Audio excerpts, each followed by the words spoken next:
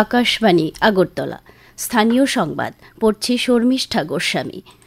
অর্থমন্ত্রী প্রণজিৎ সিংহ রায় গতকাল সচিবালয়ে 23 জন সিনিয়র কম্পিউটার অ্যাসিস্ট্যান্টের হাতে নিয়োগপত্র তুলে দেন। তিনি বলেন, অর্থ দপ্তরের কাজে আরও গতি আনার লক্ষ্যে এবং তথ্য প্রযুক্তির নিত্য নতুন উদ্ভাবনী শক্তিকে কাজে লাগিয়ে সামনের দিকে এগিয়ে চলার জন্যই সিনিয়র কম্পিউটার অ্যাসিস্ট্যান্টদের নিয়োগ করা হয়েছে। তিনি সদ্য নিয়োগপ্রাপ্তদের সততা, নিষ্ঠা ও দায়বদ্ধতা রেখে দায়িত্ব পালন করার আহ্বান জানান। প্রধানমন্ত্রী নরেন্দ্র মোদী বলেছেন, ভারত ও জাপানের অংশীদারিত্ব বিশ্বের শান্তি ও স্থিতিশীলতার জন্য অত্যন্ত জরুরি।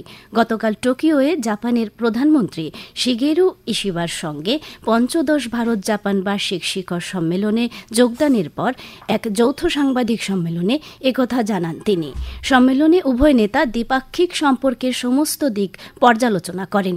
সাংবাদিক সম্মেলনে মোদী বলেন, জাপানি প্রধানমন্ত্রীর সঙ্গে তার আলোচনা অত্যন্ত সদর্থক ও ইতিবাচক ছিল। आज हमारी चर्चा प्रोडक्टिव भी थी और पर्पजफुल भी थी। हम दोनों एकमत है कि विश्व की दो बड़ी अर्थव्यवस्थाओं और जीवंत लोकतंत्रों के रूप में हमारी साझेदारी केवल दोनों देशों के लिए ही नहीं बल्कि वैश्विक शांति और स्थिरता के लिए भी अत्यंत महत्वपूर्ण है। অন্যদিকে জাপানের প্রধানমন্ত্রী যৌথ সাংবাদিক সম্মেলনে বলেন, ভারত তার উদ্ভাবনী ক্ষমতার মাধ্যমে গোটা বিশ্বে রূপান্তর ঘটিয়েছে। ভারত ও জাপানের পারস্পরিক সম্পর্ক দুদেশের পক্ষেই সমান উপযোগী বলেও তিনি মন্তব্য করেন। এই উপলক্ষে ভারত ও জাপান বেশ কয়েকটি চুক্তিতেও স্বাক্ষর করে। ত্রিপুরা গ্রামীণ ব্যাংকের মোহনপুর শাখার উদ্যোগে গতকাল জিরানিয়া হরিজয় চৌধুরী গ্রাম পঞ্চায়েতে জনসুরক্ষা শিবিরের আয়োজন করা হয়।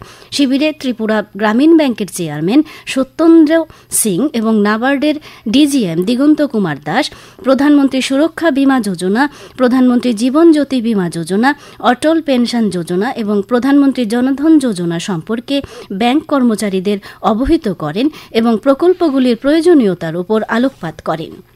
প্রধানমন্ত্রী নরেন্দ্র মোদী আগামীকাল আকাশবাণীর মন কি বাত অনুষ্ঠানে দেশ বিদেশের জনগণের সঙ্গে মত বিনিময় করবেন। এটি হবে মন কি বাতের ১২৫তম পর্ব। বেলা ১১টা থেকে আকাশবাণী এবং দূরদর্শনের সবকটি চ্যানেল এবং আকাশবাণীর news on AIR website, mobile app, প্রধানমন্ত্রীর দপ্তর, তথ্য ও সম্প্রচার মন্ত্রকের ওয়েবসাইট ও ইউটিউব চ্যানেলেও মন কি বাত সম্প্রচারিত হবে। হিন্দিতে এই অনুষ্ঠান সম্প্রচারিত হবার পরেই আঞ্চলিক ভাষায় এর তর্জমা শোনা যাবে। উচ্চশিক্ষামন্ত্রী কিশোর বর্মন বলেন, শিল্প ও কলা হল আত্মার ভাষা এবং জীবনের আলো। ভারতবর্ষের শিল্প ও কলার মাহাত্ম্য অসীম এবং অমূল্য। গতকাল নলছর কমিউনিটি হল ঘরে নলছর উচ্চ বিদ্যালয়ের উদ্যোগে এবং জেলা শিক্ষা কার্যালয় ও জেলা প্রশাসনের সহযোগিতায় সিপাহীজলা জেলা ভিত্তিক কলা উৎসবের উদ্বোধন করে তিনি একথা বলেন। তিনি ছাত্রছাত্রীদের লেখাপড়ার পাশাপাশি সাংস্কৃতিক অঙ্গনে নিজেদের যুক্ত করার আহ্বান জানান।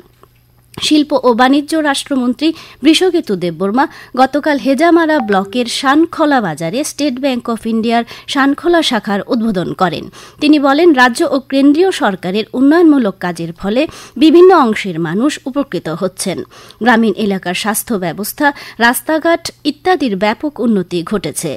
অনুষ্ঠানে বক্তব্য রাখেন পশ্চিম জেলার জেলাশাসক ডাক্তার বিশাল কুমার, এসবিআই এর deputy general manager Ajit Kumar Poddar প্রমুখ।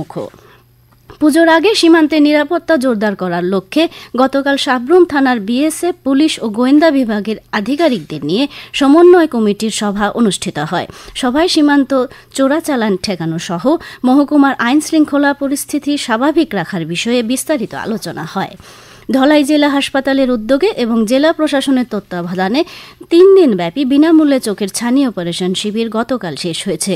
ধলাই জেলা হাসপাতালের আয়োজিত এই শিবিরে মোট 28 জন রোগী বিনামূল্যে ছানি অপারেশন সুবিধা পেয়েছেন। রানীর বাজার বিদ্যামন্দির মাঠে ক্রীড়া দপ্তরের উদ্যোগে গতকাল পশ্চিম ত্রিপুরা জেলা ভিত্তিক স্কুল স্পোর্টস অনূর্ধ্ব 17 বালক বালিকা খোখো প্রতিযোগিতা অনুষ্ঠিত হয়। প্রতিযোগিতার সূচনা করেন রানীর বাজার পুর পরিষদের চেয়ারপারসন অপর্ণা শুক্ল দাস। প্রতিযোগিতায় সদর, মোহনপুর এবং জিরানিয়া মহকুমার বালক বালিকা অংশগ্রহণ করে। আজ আকাশ আংশিক মেঘাচ্ছন্ন থাকবে। দিনের সর্বোচ্চ তাপমাত্রা 33 ডিগ্রি সেলসিয়াসের কাছাকাছি থাকতে পারে। আজ ভোরে সর্বনিম্ন তাপমাত্রা ছিল 26.2 ডিগ্রি সেলসিয়াস। এখনকার মতো স্থানীয় সংবাদ এখানেই শেষ হলো। পরবর্তী বাংলা স্থানীয় সংবাদ প্রচারিত হবে সন্ধ্যে ৭টা বেজে ৫৫ মিনিটে।